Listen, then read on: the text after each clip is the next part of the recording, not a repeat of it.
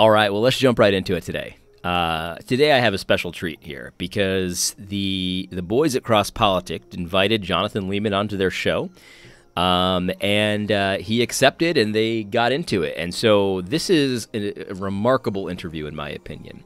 And let me just say this at the outset. A couple of people reached out to me, and they were asking how I felt about the fact that Jonathan Leeman was on the show. And I think that the reason they asked me is because I've had some pretty harsh words for Jonathan Leeman. I think, in fact, in one of my videos, I think I called him a snake like 20 times because of the things that he was saying. And but yeah, I have no problem with this at all. Not that these guys needed my permission or anything, but I have no problem with it. From the beginning, I've always been about, look, not everybody has to land in the same exact places I do. Not everyone has to use the same rhetoric about the same people that I do. That's not what I'm about. There's so many of those, like, this is my team, that's your team, that kind of stuff going on these days. I want no part of it, right? So if you don't land on Jonathan Leeman the same place I do, I'm okay, so long as you're making room. There's Ezras and Nehemiahs, so long as you're making room for a different approach. And I'm not saying that these guys are the Ezras. What I am saying, though, is that I recognize fully that the Bible says that sweetness of speech increases persuasiveness. That's something that I always have to consider. There are a certain amount of people that I feel like are more convinced by being punched in the mouth with rhetoric, so to speak. And then there are some people that like a more nuanced, sort of winsome approach, and I don't mean those as insults. The guys at CrossPolitic, they're nuanced, and they should be, because they'll get an interview like this, whereas I will not. And I asked Jonathan Leeman to come on my show. He politely declined. Nothing wrong with declining. I totally get it, right? I totally get it. But the reality is, though, that the fact that they did get this interview is helpful to the body of Christ, because there is such a colossal chasm of disagreement here, and this interview really puts a fine point on where that is. So let's jump right into it. We're going to start and stop it the way I always do, and we'll see how long we go today. I think it'll be a long one. We'll see. Welcome back to the one and the only CrossPolitic on the Fight Laugh Feast Network. It's good to be here. Yes, it is. Now, it is. Doing this. Hey, we are really grateful to have with us on the line right now Pastor Jonathan Leeman. He's the editorial director for 9 Marks. He's done undergraduate, graduate degrees in political science. He began his career in journalism. I didn't know that. Where he worked as an editor for an international economics magazine. Whoa. In Washington, D.C. Since his call to ministry, Jonathan has earned a Master of Divinity, PhD in theology. Also worked as an interim pastor. Where did he get that? I don't. It doesn't say. He got one. That's all that matters. I think it's Southern Baptist. Was it University of Phoenix? No, I'm just kidding. it was Southern Baptist, wasn't it? University, Southern Baptist Seminary, University of Wales. Oh, there you go. Oh, hey, I know about them. How about that? There's some good people there. He's also Yeah. the author of Political Church and How the Nations Rage. All right, stop right there. So this is a weird place to stop, I know, because all he's done is introduce him. But look, these guys are pros, so they'll always do an introduction like this. They're not like Ol AD, where Ol AD will start talking to someone, you don't have any idea who he is, and he just forgets to do the introduction. But yeah, they did the introduction, and this particular introduction is very important, because I want you to just remind yourself about this for later. He just said that Jonathan Leeman has a degree in political science. He studied political science at the university level. He also said that he got a theological degree. He's a Master of Divinity. Okay, so he's got a theological degree in addition to the political science degree. And then he also said that he's written two books about Christians and politics. An author of 2 books, and he studied political science at the university level, and he's also got a Master's of Divinity. This is going to become important later, so I want you to keep his credentials in mind. This is an amazing revelation here. He's also edits 9 Marks books, as well as the 9 Marks journal, and has written piles and piles of things. Jonathan, thanks for joining us on CrossPolitic. Jonathan Leeman's a player, and you need to understand that. This is a player right here that they're talking to. So let's listen to this. Thanks, guys. Glad to be here.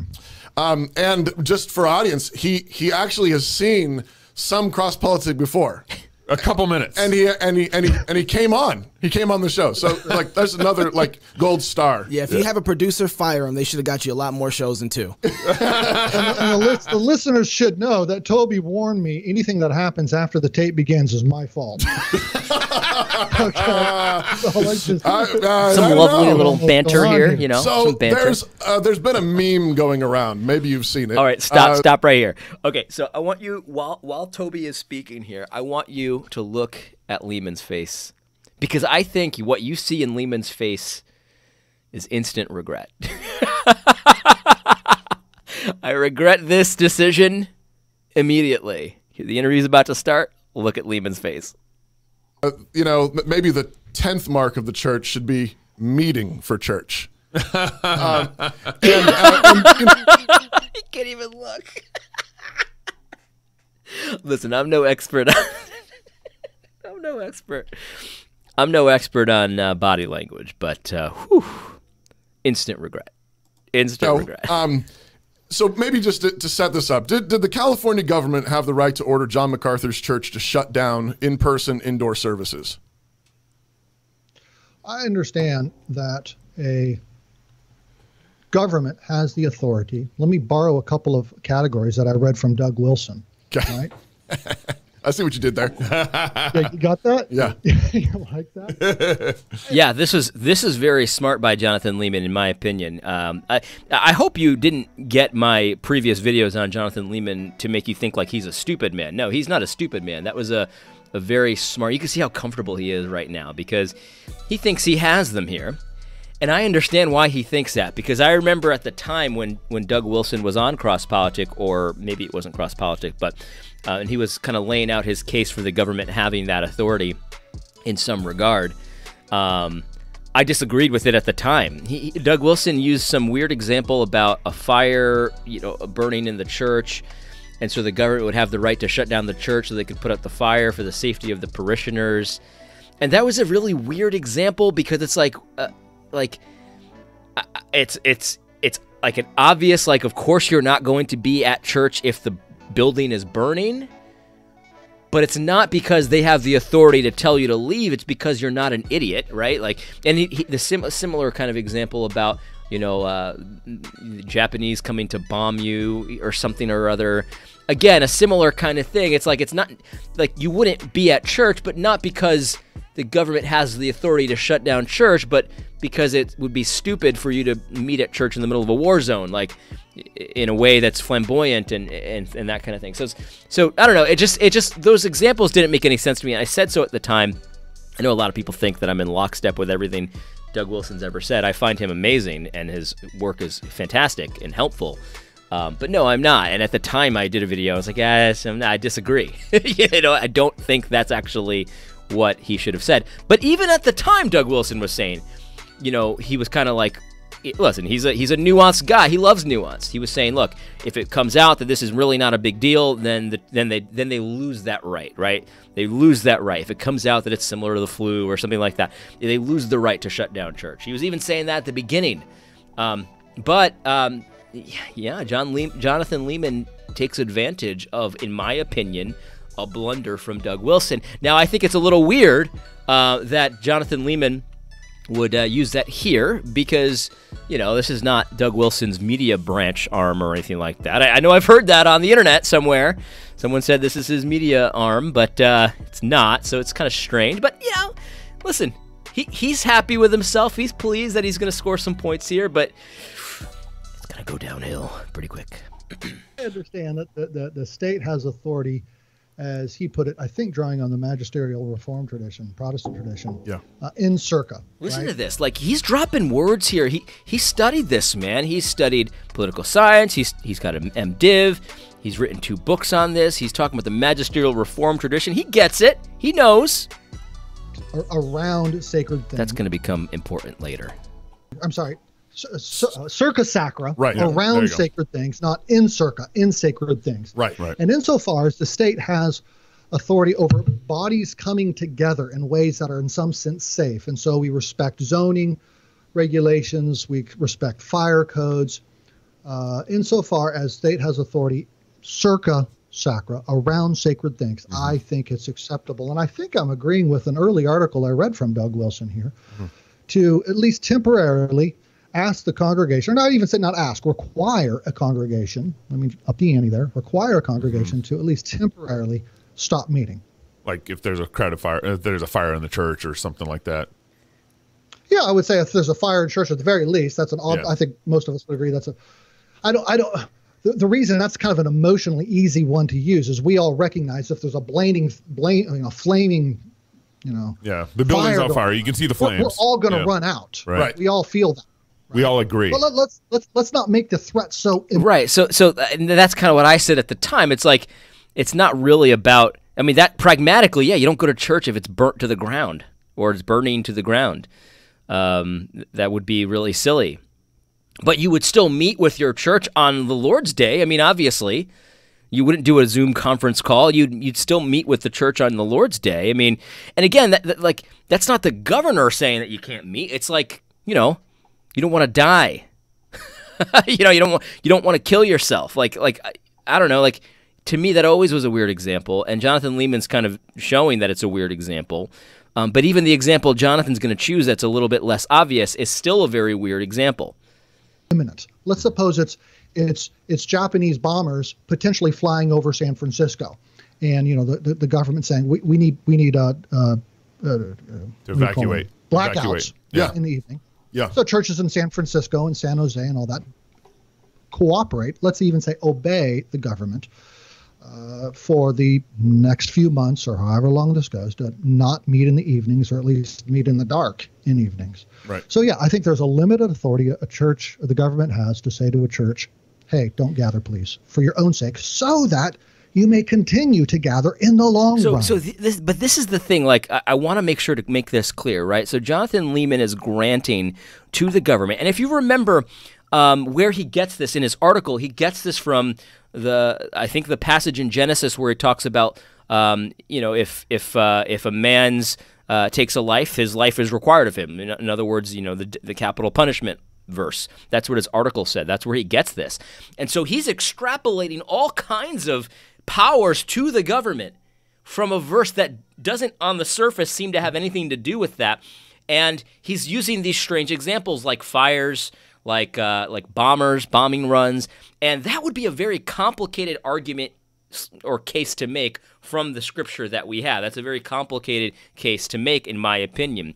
But if you notice, taking it out of the context of pestilence, of a disease, actually does a disservice to Christians because the Bible actually does show us how to treat a disease. There's pestilence. It actually gives us quarantine laws in the scripture itself that we can extrapolate quite easily, sort of a general equity, general principles from.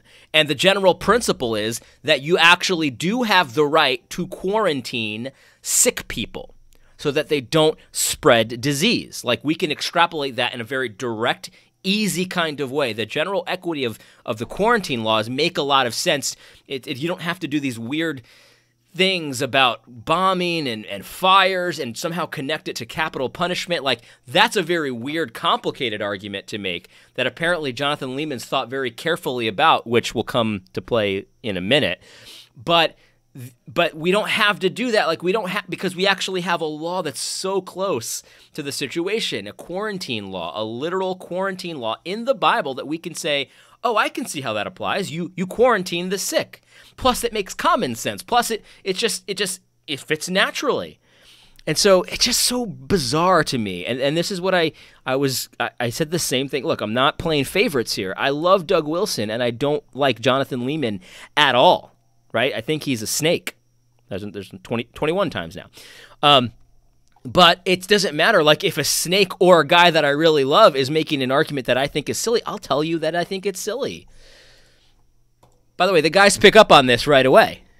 That's in a nutshell. We can unpack that, double click, whatever you want. But in a nutshell, I think that would be my starting point. So apply this to a sickness, a disease, a plague, potentially. And this is smart because, again, Toby's a professional. So let's get it out of the theoretical, right? Let's take it out of bombing runs. Let's take it out of fires. Let's talk about disease. Because for a Christian, if the Word of God is our guide, then we want to find the closest possible parallel. And with this one, we have a very close parallel that we can draw wisdom from. Has your view adjusted at all? So start there, and I think, again, in principle, I think we do agree.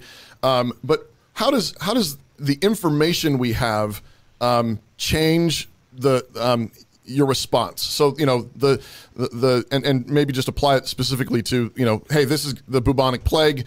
A few million people might die if you don't shut everything down right this minute. That's what we're hearing in March. Here we are, September. Are we still there? Okay, so this is a very important question. I don't think it's necessarily the right way to ask the question, but it's a very important question, because the idea here is that if it's a very serious disease and it's going to kill a lot of people, then I can understand maybe the government having the authority to shut you down. But if it's just like the cold, like if it's just a couple sniffles, then they don't have the authority to shut you down. And actually, I think that's the wrong way to ask the question, because to me, and again, like the CrossPolitic guys, they're very nuanced, and they want to allow for a little wiggle room. I get that. I'm not saying there's anything wrong with that. But for me, it's always been about principles. If you go back to my videos from early in the pandemic, people were challenging me. Well, if it was killing 20% of the people, you would feel differently. If it was Ebola, you'd feel differently. It's like, no, I wouldn't, because the government still wouldn't have the right to shut down church. But you'd be an idiot to go outside without a mask if it was Ebola or something like that, right? So like my personal activities might change. Like I wouldn't be, walking around willy-nilly just because I want to grab a Bud Light or something if it was Ebola. But since it's coronavirus COVID-19, I really don't care as much, because it's not really a big deal as much as we've been told it is. During flu season, I used to go out and get drinks as well. You know what I mean? But it's not about the degree of the threat, whether or not a government has a right. All authority, according to the scripture, comes from God. So either God gives it or he doesn't. And so Jonathan Leeman has an opportunity to be consistent here. In my opinion, he's consistently wrong, but he has an opportunity to show a consistency that I think he'll very quickly take, because it shouldn't be about degree, it should be about principles. Do they have the authority or not? There's only one place they could get the authority, and that's from God.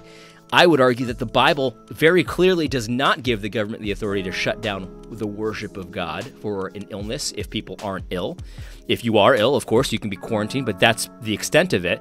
So anyway, let's continue. Again, like I commend Jonathan Leeman for taking advantage of the initial kind of position that Doug Wilson put forward, because I think it was flawed. And Jonathan Leeman's trying to capitalize on it here. But again, it's going to go downhill very quickly, because the brothers at CrossPolitic, they're willing to take new information and adjust their opinion, and that makes sense to me. Yeah. At the principal levels, no, my views have changed zero. Contrary to certain reports out there spread among some, my views or perspectives on the necessity of the gathering of the church in response to that 10th mark of a church meme, my views have changed absolutely zero. But they have, though. They absolutely have, Jonathan Leeman, and we can't play these kinds of games because you've been on record talking about how video church isn't really church, right? And yet you're saying, well, we can be flexible. Well, you're going to hear him talk in a minute about how we're still meeting, but like you wouldn't accept that argument for someone who just didn't want to show up to the gathering and wanted to do video church, that they're still meeting. So your views have actually changed. It's a little bit. It's not zero. It's at least a little bit they've changed, because in your perspective now, a video conference call, at least in certain situations, can be legitimate. Now, when it comes to... I hate when people have changed their opinion and claim that they haven't. That's one of the most frustrating things to me, because as far as I'm concerned, and this is maybe it's just me, but I learned the most from people that used to hold one position, and they really did. Like, I'm not talking like Leighton Flowers, where he was a fake Calvinist and all that kind of stuff. I'm talking about like people who really held a certain position, then changed it, explaining why they've changed it. You know who was famous for this was Stefan Molyneux. He used to do these videos, I was wrong about X, or I was wrong about Y. And these would be long videos where he would talk about what he used to believe, why he changed his mind and what he believes now. Those were so helpful. They were so helpful to see a thought process of why someone would change. I hate when people claim they haven't changed when they clearly have. It is one of the most frustrating things, and it's a little bit snaky. Or making judgments in any given moment when we have this sort of overlap of jurisdictions that, again, Wilson seems to affirm and I've affirmed in various pieces. When it comes to judgments we all make, okay, well, what time is it now? Is it time now to stand up? Is it time now to, when I say stand up, like disobey the government, or is it time now to continue submitting? I think different churches are going to make different judgments along the way. And what I tried to explain in my earlier pieces was simply that. Different churches will make different judgments at different points. And across churches... And that's also false. That's not simply what he was saying. He was making an argument for not meeting for church. He was saying, stop, wait, don't meet for church before you consider all these things that I have to say about how dangerous COVID is and you're going to die. Like, it wasn't just simply that. This is another frustrating thing where you claim you were doing something with your article that, okay, maybe you were doing it, but you were doing much more than that. You were doing much more than that, and I really hate that kind of a strategy. This is very typical Big Eva. It's very frustrating, and yeah, I hate that. All right, let's continue. Across Christians, I think there's room to offer that kind of flexibility. So now if you're asking me what did I think in March versus what do I think now, yeah, I'd say that's probably evolved some, but I don't know that it's necessarily pertinent to anybody other than my congregation. But it's totally pertinent because you wrote an article trying to get people to not go to church. And so it is actually very pertinent, but not surprised that you're not willing to share how your opinion has evolved because for some reason, this idea of you never changing is very important to you. Still a state government that's still ordering a church to not meet in person. And by the way, like everyone on our side has, well, maybe not everyone, but most people on our side recognize that churches have the authority to, order worship the way that they think God has told them to, right? What we're talking about is, does the government have the right to shut you down? So the church's decision, that's a slightly different conversation. It's related, of course, but it's a slightly different conversation. And I've seen some very convincing arguments that actually the church doesn't even have the authority to cancel worship service. I don't necessarily land there, but I can understand the argument. But we're actually talking about the government, and do they have the authority to shut down worship? And I think Toby's bringing it back to that conversation because that's what they want to talk about. Still a legitimate command to submit to today. Well, it's going to depend on where you are, right? Maybe put it this and way. It's going to depend on the threat where you are. No, it actually doesn't. And you see that. See, this is the point. Like, he's trying to act like he's so principled, but now he's saying it depends on where you are. Why? If the government has the authority to shut down worship, doesn't it only matter if they think it's a serious threat? I mean, and if they have the authority, they just have it. It doesn't go up and down based on the threat level. Like, where would you get that from the Bible? Like, the government has, again, this is what my problem was with, sort of that line of thinking. Does the government have the authority to cancel worship if it's bubonic plague, but not common cold? Okay, so where's the line? Where's the death rate line? That's what I used to say, and it was just a ridiculous question because it can't be answered, right? Okay, we give it to them for bubonic plague. They can't get it for the common cold. Where's the line? That's a ridiculous question. That's why, for me, it's always been about principle. They just do not have the right whatsoever. They just don't. They simply do not have it. God didn't give it to them, therefore they do not have it, because all authority comes from God. Yeah, but I'm asking what we know about COVID-19, though. See, here's the challenge. When that statement was made by MacArthur and the Grace Elders, which honestly I think was a courageous stand, and I respect those brothers and their courage and making that particular judgment for their congregation, and I applaud them, and I hope I have that same kind of courage when the moment comes for me and my elders, and I would commend all churches and pastors to display that same kind of courage. I just want to applaud that. When they said that, it went out to pastors and churches around the world. And so I had pastors in Australia and pastors because in Canada. The argument was the government does not have the right to shut down worship. And so if that is true, it applies no matter where you live. It applies no matter if you're in Australia. It applies no matter whether you're in New Zealand, Antarctica, whatever it is.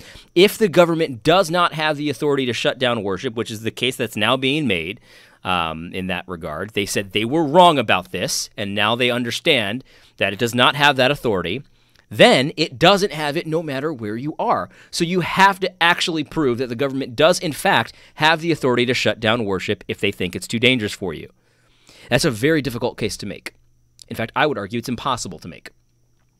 Okay, so that's the whole point. And so, of course, it should be influencing everybody. And so this is where Jonathan Leeman, let's listen to what he has to say here. Pastors in Latin America contacting me and saying, hey, members of my church are hearing what MacArthur's saying and feeling like we have to do the same thing necessarily. And that's where I'm just like, well, hold on. I can't imagine making that judgment for pastors and churches in Australia, Latin America, all over the world, around the world. It's just like, that's not my job. My job is to not make that judgment call. Now, if I remember, but in the article, you try to make the case that they should not. And so, yeah, you're not deciding for them. I understand that. But you're still trying to influence them, even though you know nothing about their context, you know nothing about their specific situation, and you're actually really making a very poor case that the government has this authority to begin with. And so that's the case that needs to be made, and referring to the verse about capital punishment is very lame indeed. It's just unbelievable that you could somehow get that from the capital punishment verse, but you can't get capital punishment for abortionists. We'll talk about that one in a minute, because this is where it gets amazing to me. You and Pastor Dever, who I love, every time I go to D.C., I've visited y'all's churches on my business trips and everything, so I really appreciated Mark also and your church. I love your worship service, all that stuff. But if I remember correctly, you and Mark had a podcast where you guys were kind of talking about how you would not spend the kind of cultural capital that John MacArthur spent on kind of making some of the decision that he made. So here we get to the actual problem here. The actual problem is Jonathan doesn't want to spend the cultural capital to actually go to church in the middle of the very dangerous COVID-19 pandemic.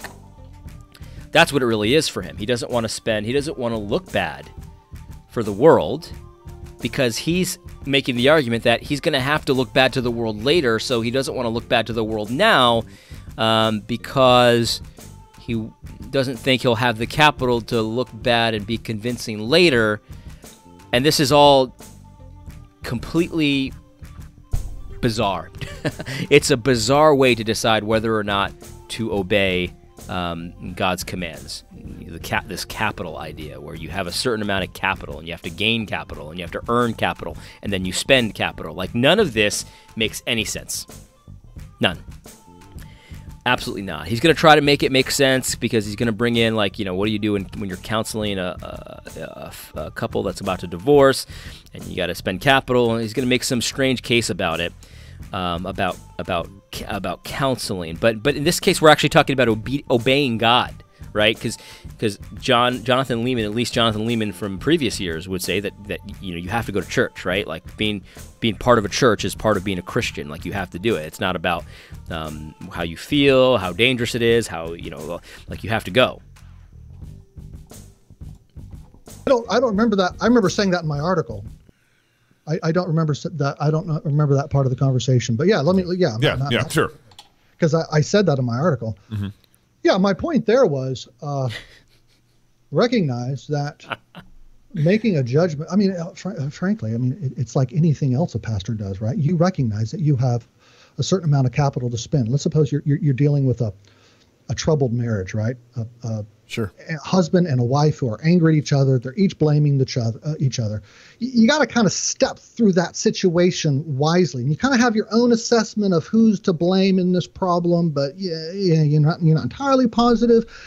And you got to have to push back on both of them. You have to be careful how much you ask of each of them when in moving them towards A, repentance, where it's necessary, or B, reconciliation, right? So pastors are always making those kinds of judgment calls. Like, okay, do I have the capital right now to require this of the woman or the man, or is that just going to harden their hearts? Are they going to pull back? I mean, pastors are doing this all the time. Right, but you're not allowed to stretch the truth or disobey God when you're doing these kinds of calculuses. So like there is a logic to what he's saying here in the situation of counseling a couple and stuff like that. There's definitely some truth here. I'm not saying that there isn't, but this example is a very weird example to use. It doesn't really seem to have too much connection to what we're talking about. And what we're talking about is meeting on the Lord's day to worship the Lord on the Lord's day, the way he commanded us, right? With songs, hymns, and spiritual songs, with the elements of communion, with preaching, holy, greeting each other with a holy kiss, laying hands on the sick, like the whole 9 yards, right? That's what we're talking about here. We're not talking about negotiating a reconciliation. And frankly, it kind of angers me that he would think this is somehow similar to whether like a divorce negotiation is somehow similar to deciding whether or not to meet for church on the Lord's day, the way the Lord commanded, to worship the Lord. Like, guys, this is a disaster. This is a mess. His thought process is a complete mess here. Let's continue. Let's let him finish. And I think my point then with this was, friends, recognize we're going to have plenty of occasions to stand up against the government, and recognize also that spend a little capital here, you're going to have less capital there. So make sure. Pagans don't care how much capital that you've earned. Pagans don't care about that. They just care about complete domination of your mind and your body and your soul. They want it all. They don't care. They're not going to look at Jonathan Leeman when he takes some kind of stand, which let's just be honest, is probably never going to come. They're not going to look at Jonathan Leeman and be like, oh, yeah, you were the guy that cared about us enough in the pandemic to stop meeting for worship for a year. Oh, that was you. Oh, okay. So I guess you don't have to marry gays. Like, that's not it's not going to happen that way. The pagans don't care about that stuff. So let's stop playing these kinds of pragmatic games. Like, you don't have to earn capital in order to obey Christ. Like, I just don't even know where this would come from the Bible. I just don't even know where this would come from. And in theory, the way that you're having church on Sunday should be coming from the Bible, you would think. But, I guess you got to build up some capital first. Just be careful before you decide which hills to die on. It seems not like all hills are worth dying on. Yeah. Just That's very true. But you would think that whether or not to meet for the Lord's day, to worship the Lord the way the Lord commanded, would be high on the list of things to die, the hills to die on. You would think. Sure, when it's time to die on this hill. And I guess, Well, church on Sunday morning would actually be a hill I'd be ready to die on. I forgot that he said that. Oh, man. I have watched almost this entire thing. I missed maybe the last 5 minutes. So maybe I'm not as clever as I think I am. I just got that from Knox. But yeah, exactly. Like, meeting for church on the Lord's day, the way the Lord commanded, singing hymn songs, preaching the word, taking the elements, the body and the blood of Christ, greeting your brothers with a holy kiss. Those are things that we probably should die on. In fact, like, Jonathan, you've made money teaching people about the importance of this. You've taken money about this because you know, at least you used to, how critical this was to the life of a Christian. One of the things we'll talk more about this, but one of the things that I want you to really burn into your memory is that Jonathan Leeman has made a decent living teaching you things that he is completely and utterly confused about. It's just unbelievable to me that he can sit here and play dumb about some of these things when we know he went to school for some of these things and he's written many, many, many, many words about these things. It is unreal to me that the foundations are so rotten. Let's let him finish. Well, but that's not what I contested. What I contested was, I said, certainly Christ's church in some form or fashion, and I would even say on Sunday, should meet. Does it have to meet that in that building? Yeah, it can do a Zoom conference call, right, Jonathan Leeman? But I thought, wait, hold on. I thought your opinion on that has changed 0. You put the big donut in the camera, 0, right? So then all the words about how video church isn't an ecclesiology that makes sense, that's the same as what you're saying now? This is why I called him a snake, because he's contradicting himself. And it's not that, listen, I've contradicted myself before. But it's not normal contradiction, because it's contradiction all while insisting to you that he has not changed one bit. He gave you the 0. That's what a snake does. That's actually called a lie. You're lying at that point when you say, by the way, I've always believed something that you haven't always believed. There's no shame in changing your opinion based on different information, or you study the Bible differently or whatever. There's no shame in that. Just tell us. Just tell us. Because now he's saying, oh, yeah, as long as the church meets in some form or fashion, and I guess a video conference call is one of those fashions. That doesn't come from the Bible, boys. That doesn't come from the Bible, boys and girls. That's what I meant to say. Boys, I'm a patriarchy guy, you know. No, that doesn't come from the Bible. That's not a form or fashion that comes from the Bible. And he knows that.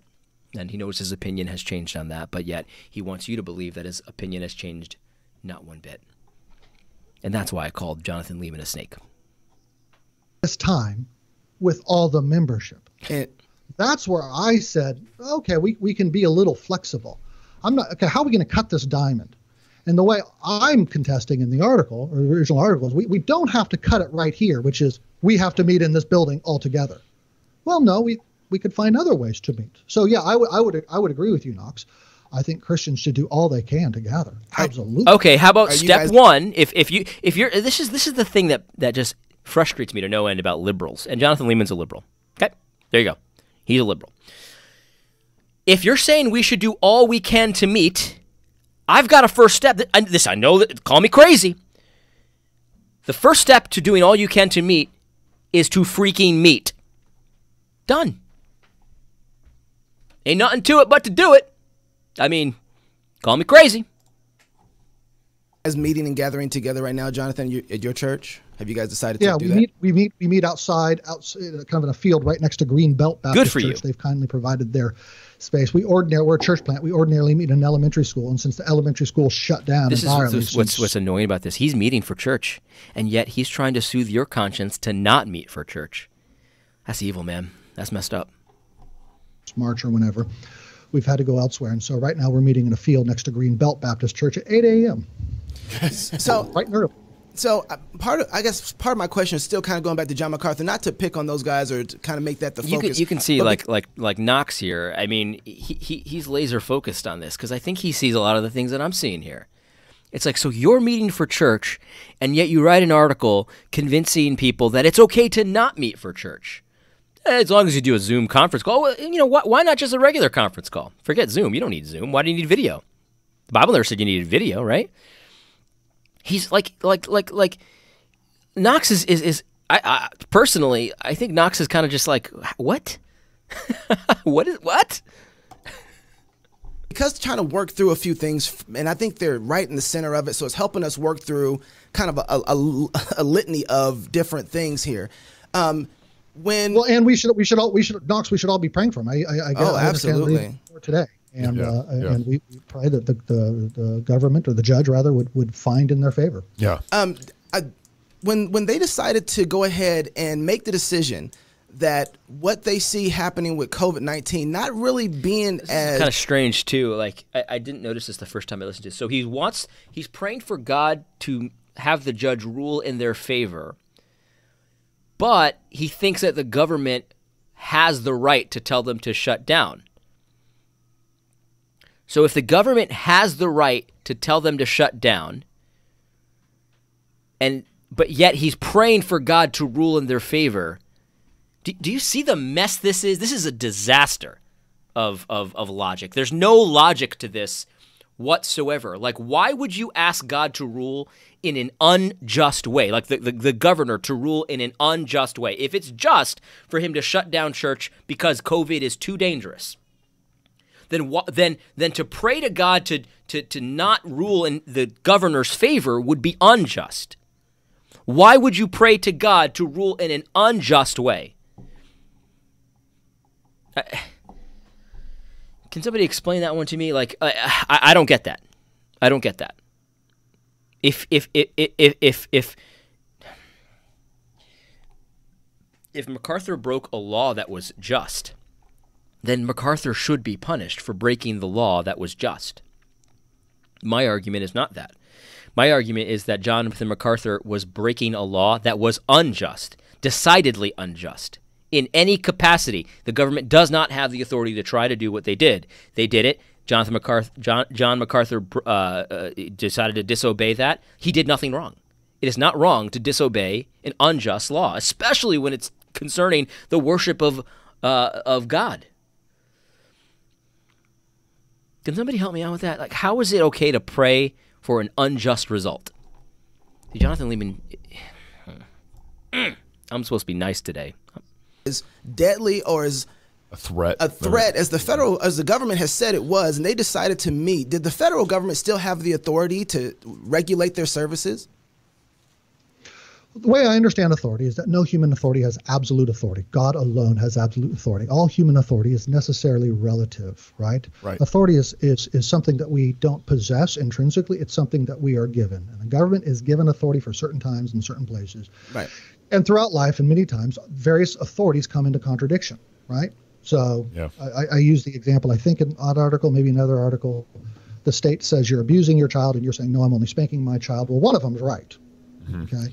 And so there's a sense in which at any moment in which so this is, he's done this kind of argument before, but even in his example, he's right. One of them is right. One of them is right. So that's not authorities overlapping. That's one side saying they have an authority that they do not have. So this is what was so annoying about his article. He was claiming that these authorities overlap. I say they do not. I say the authorities do not overlap. So in other words, in this example of the abusing the kid, right? He's like, okay, the state says you're abusing the kid. The other person says, no, I'm not. I'm just disciplining my kids. He says one of them is right. I agree. Jonathan Leeman is correct. One of them is right. And therefore, the authorities don't overlap because whoever's actually wrong about that is overstepping their bounds, is overstepping their authority. So whoever's wrong about that issue is in the wrong. They actually don't have that authority. God is not the author of confusion, right? And so God gives, like he said, all authority comes from God. Did he say that, or am I just wishing he said that? I think he said that. Like, he said God has absolute authority. We have relative authority that we're given by God. I think he did say that. All authority comes from God. And so God didn't make a confusing situation where actually different entities have the same authority. It's like this is not like a six-captain ship here, right? So you either have the authority to spank your child or you do not. You either have the authority to beat up your child to a bloody pulp or you do not. It's just that simple. You either have it or you don't. That's not authorities coming into conflict. That's each group claiming something, and one of them's right. So do you see what I'm saying? Like, he's written books about this topic, guys. Like, he's written 2 books about this topic. He's probably written many articles about this topic. He studied this topic. You would think. I mean, he was probably a good student, right? And even at the foundational level, he's confused.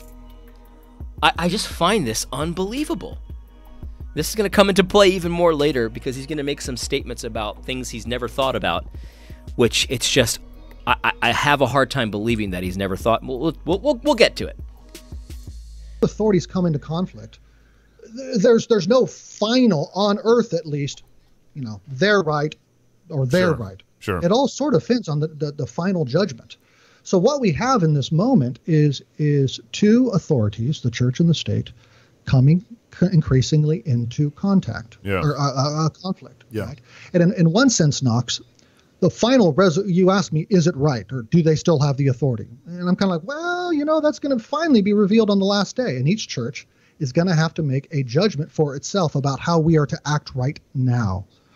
So, my church is going to make one assessment, one judgment. Yours might make a slightly different one. But potentially, let me answer your question this way. Please. Potentially, yes, they still have that authority. the Listen church. to this. Listen to how confused this guy is. And I think I know why this is. I'll tell you why later. So on the one hand, the government has the authority to shut down church for John MacArthur. He's praying for John MacArthur, the judge in that case, to rule in his favor. But they still have the authority to shut down church. And so we've got a situation where Jonathan Leeman is praying for an unjust outcome in a case where the government was completely in their rights and Jonathan MacArthur was being reckless because he made all of his buddies reach out to 9 Marks, which, man, one of my goals is to make sure 9 Marks has zero influence in the Christian community. How do you like that? I don't want it to have any influence because someone who's muddled this much in their thinking does not deserve any attention. It's just that simple. No attention. So he's praying for an unjust outcome, and now he's, again, affirming that the government always had that right, even though he's praying for them to lose the case. He is sowing confusion far and wide. That was my main criticism of his article in the first place. Sowing confusion, trying to get you to second-guess yourself. Dad, don't follow John MacArthur. I mean, yeah, we're praying for him, and I'm just so glad for his courage, and it's just a blessing to read it. But before you follow it, wait! Unreal. Potentially, no, they do not. I'm just going to insist on the possibility of both, and I'm not going to say necessarily yes or necessarily no. This is such a weasel. This is why I called him a snake. He's not going to say so. Knox asked him, "Does the government have the authority to shut down worship?" Potentially yes, but potentially no. And it's like, who would sit under this man's teaching? Who would do that? Like, you have to work this out. Like, if this guy can't even decide whether it's okay to abuse your child, as long as you're calling it discipline, if he can't even make that call, why would you follow this man? Why? I think, here's my opinion. You want to hear my opinion? This is just completely my opinion. I think he's just trying to be popular. He doesn't want to take too hard of a stance either way because he wants to maintain a big platform, right? Because if he says something about spanking, or if he says something about public school, or if he says something about whether or not you should worship, that all of a sudden polarizes people because some people are going to disagree with you. They're not going to like you too much. So he doesn't want to do that. He wants to maintain his conservative bona fides by saying, well, potentially they don't have the authority to shut down worship. But he doesn't want to piss off people that are too scared of coronavirus. So he says, well, potentially they do. And it's like, take a side, man. Take a side. There is no honor in what you're doing here. None. There is no honor in what you're doing here. Because, Jonathan, you have an opinion. Be a man and speak it out. Speak out your truth, brother. Speak it out. Stop with this forked tongue stuff. Oh, potentially, I'm praying for John MacArthur to win his case, even though it was completely just for them to make like, this is just, I'm going to calm down. What was that sound? I don't even know what that sound's supposed to be. Anyway, I'm supposed to be nice today. I told myself I was going to be nice, and I'm going to be nice. But this is why I called him a snake. Nothing in this interview is changing my opinion. And if anything, it's just making it more clear that he knows what he's doing. You see what I'm saying? Like I don't know for sure, but I think he knows what he's doing. Like, this is just. Let's go let's go an hour. Let's go a full hour. But wouldn't it be only the final? Like, guys, these are our, like. I'm not saying that Jonathan Leeman has absolutely nothing to offer the church. That's not what I'm saying. But what I'm saying is, when it comes to today's issues, when it comes to what matters in the here and now, I'm not talking about yesterday's issues that were settled decades ago, right? I'm talking about here and now. He's just untrustworthy in these issues. He's not going to help you. He's just going to say, oh, maybe yes, maybe no, I don't know. Like there's nothing helpful about that. He's just too careful to be any good. If you think he's going to take the hard stand later, he's going to spend his capital at some point, then I got a bridge to sell you in Arizona. It goes over the Atlantic Ocean. It's just you'd have to be crazy to think that he actually is going to take a stand when the time comes. He's just not going to ever do it. He's not going to ever do it. It's not the kind of guy he is. It's just really a shame. But anyway, let's continue. See how far we can get. Judgment is going to reveal which of those two was right. But wouldn't it be your duty as a pastor to clearly show your sheep how what the situation is. Amen. Because this is the thing. He's doing this thing where it's like, we're never going to really know who's right until heaven. And that's really, again, it's lame. And Gabe is like, yeah, but you're a pastor. You know what I mean? Like, you're a pastor.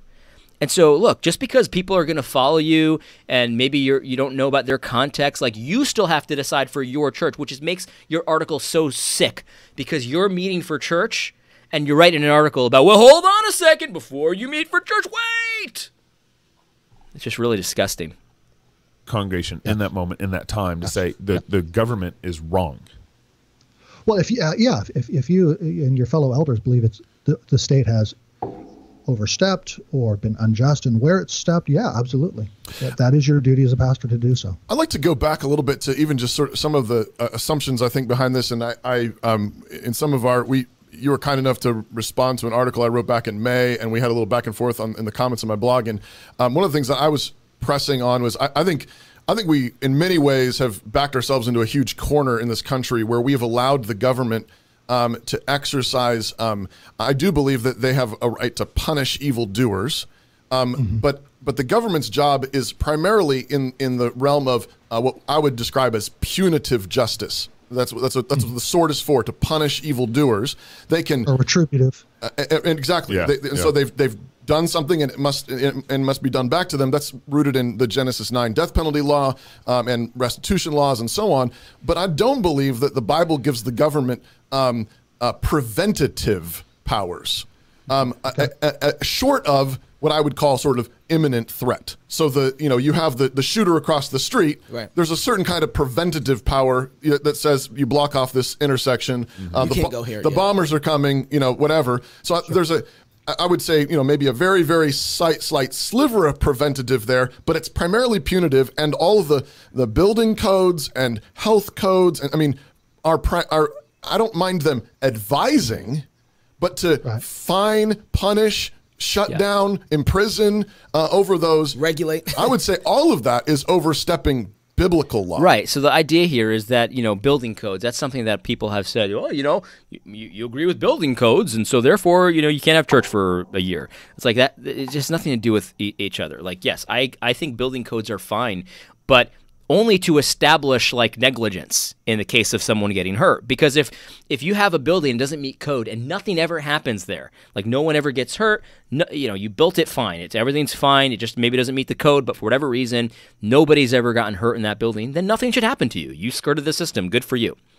But if something does happen in that building and you were not up to code, now all of a sudden we've got potentially a homicide on the table because you were negligent in your duties. That's what I mean. And the Bible actually talks about these kinds of codes. It talks about the fences on your top of your building and stuff like that. And the brothers are about to point out that there was no penalty attached to it if you didn't do it. But if somebody got hurt, then there was a penalty. See, that's the thing. Like, they can't be a victimless crime, in other words. And so that's straight out of the Bible. If you look at the case laws, you are going to find that it's punitive justice. It's if there's a victim, then there's a crime, and then we have some kind of a payment there for that crime. It's restitution based, and so that's straight out of the Bible. That comes from the Scripture. So if we're gonna be Christians, right, people of the book, then we need to use that book. At least that's what I thought. But anyway, let's hear what Jonathan has to say about this. Right, sure. So how would you understand, for instance, just a couple examples to come to mind? Yeah. Rules for guardrails around the roof of the house in Numbers. Or how would you understand the Solomon's trade with the king in Lebanon in building up a palace and building up the temple and so forth, and taxing the people for those kinds of things that aren't necessarily retributive or punitive, right? But they are, let's say, on the one hand, preventative. On the other hand, with I would say preventative in the Numbers example, or in Solomon's case, building up the economy. The easier one, I would start with the fence. The fence around the roof thing. It applies to all of them, actually. Is the clearest principle that I'd want to hold to, which is that there is a command there, but there's no punishment for failure to put a fence around your roof. The only punishment listed is if someone falls off the roof, then the blood of the you're liable. is on your head. So there is a liability. And so, but there's no building inspector going around in Israel checking to Fences see this high, if you have fences this up. far. It's only when a crime has actually happened or an accident has actually happened and there's actually blood shed, then there's a punishment. Okay. So I want you to notice Jonathan's reaction here, because it's almost like it's the first time he's ever heard this, right? It's almost like the first time he's ever heard this, and I guess it's possible to have been a Christian for a long time and written, 2 books on the topic, have an MDiv, studied political science, be looked at as an authority in many of these areas. I suppose it's possible that you've never heard that before. But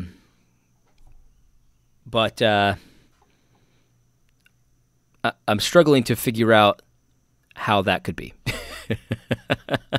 I am. I really am. Because the way he's asked the question, like, what do you think about this? It's very convincing that maybe he's never heard this before. But I just don't see how that could be. How could that be? That he's never heard the response to the fence on the roof, how that was, it was not like you got fined or anything for it, but if somebody got hurt, then you would be punished for that. How could it be that this is the first time he's ever... Look, if it's the first time you've ever heard that, I'd have no beef with you. You're not in Jonathan's position, right? You haven't written 2 books on the topic. You haven't studied political science in the university level. You haven't gotten an MDiv necessarily, and done all these things and being seen as an expert in this field. You're different than Jonathan Leeman. I don't expect everyone to have heard of everything, right? But Jonathan is a teacher. It's just he looks dumbfounded. He really does. Like, this is the first time he's heard this. And I can't fathom how that could be. Let's continue. It's overstepping. If Israel had a building inspector, it would be overstepping their bounds. All right, everybody. Fence is only 4 feet high. That's tyranny. I guess so. I would understand that a little more. I appreciate the distinction you're making. I guess I would understand that a little bit more expansively and say I think that gives us grounds. An implication of that is to send around that building inspector. So let me ask this then. So the concern I have, I can see why someone might say that, but the concern I have is then what would be a just penalty, right, for not having the fence up? Nothing. This is crucial. So Jonathan Leeman wants to give the government more power to actually enforce the criminal code, that the book of the law for a Christian. We're people of the book, like I said. The book doesn't give the authority to do that, but Jonathan Leeman wants to grant it. Okay, granted. So then what is the just penalty for not having the fence on your roof, or not having the fence around the pool, or not having, your building up to code? What is proper justice, right? It's a great question, because you're granting something that God doesn't grant. I thought we had established that all authority comes from God. So, okay, so I guess I don't know about this one, but okay, fine. Let's just say you can figure out a way to make this authority come from God too. Great. So what does God give the government the authority to do in punishment, in retribution, as a punitive penalty for not putting the fence around your roof? This is a very good question because there's no answer to it. But let's see what he has to say. Nothing bad's happened. Nothing's happened. When someone's fallen off and the blood's been shed, we know eye for eye, tooth for tooth, life for life. That's the just penalty. What would be the biblical punishment? But if the building inspector comes around and the fence is not up, and the guy says, no, well, we don't use it like you guys do, so we don't need to have a fence up there, and the guy says, but it's on the books, what's the biblical penalty for that? This is an unanswerable question. There's no biblical penalty for this, and Jonathan Leeman knows it. So, Toby's got him here. He's got him here. There's no way to answer this question without injecting your own opinions into it and calling it justice. And we can't do that. We don't get to define what justice is. All authority comes from God, which means that what's just and unjust comes from God. And so we can't decide for ourselves what is just and unjust, or what the proper penalties are for these kinds of things. So Jonathan Leeman, he has no answer here, but let's see what he has to say, and then we'll wrap up. That's a great question. Natural question. It's certainly not going to be life for life, right? I think it's going to be something dramatically smaller. It would be some kind of fine so as to prevent. So let me use a contemporary. What biblical fine, Jonathan? What biblical fine would you hold that person to who doesn't have a fence? I would say that the instance of a person being incautious and failing to show due regard to one's neighbor in those ways potentially requires, I think the government has grounds to provide some kind of punitive action. Now, does the Bible outline how much or what? No, it doesn't. Because there's no crime, there's no victim. Right. The Bible doesn't outline how much or what. So you see, this is the thing that often gets said in conversations like this. It's like, well, we have the principle from the Bible, but the Bible doesn't really address these things, so we have to decide for ourselves. But the reality is, and this is where I want to leave you, we've been doing this for about an hour now, the Bible does address these things. It's just Jonathan doesn't like what the Bible has to say about it. See, the Bible outlines a government that is full of freedom and anti-tyranny. All authority comes from God. I thought we had established that. Jonathan says it. He doesn't actually believe it, because if he did believe it, then he would know that the only way the government would have the authority to fine you for not having a fence around your roof is if we could find in the Bible where it's given that authority, and we simply do not. So it's not that the Bible doesn't address these things. It's just that you don't like what it has to say, because what the Bible has to say is if there's no harm, there's no foul. If there is harm, then the Bible outlines what punitive justice looks like in those situations, life for life, tooth for tooth, all that kind of stuff. And so when somebody says, well, the Bible doesn't outline anything about economics, yes, it does. You just don't like what it says about it. It doesn't give the government all the authority that you want to give it. And so I just find it amazing that a man who's studied politics, written about politics, got his MDiv, he looks like he can't believe that what he's hearing here. Is it an act? Has he heard this stuff before? I think that there's a case to be made that he has. He's using all the right terms. He knows what this kind of stuff is. It's just, we'll explore this a little bit more, because it's going to get even more insane as we move on in this process. So if you like this video, you want to see me complete the analysis of Jonathan Leeman's appearance on CrossPolitic, let me know in the comments section below. But we're going to stop there for today. I hope you found this video helpful. God bless.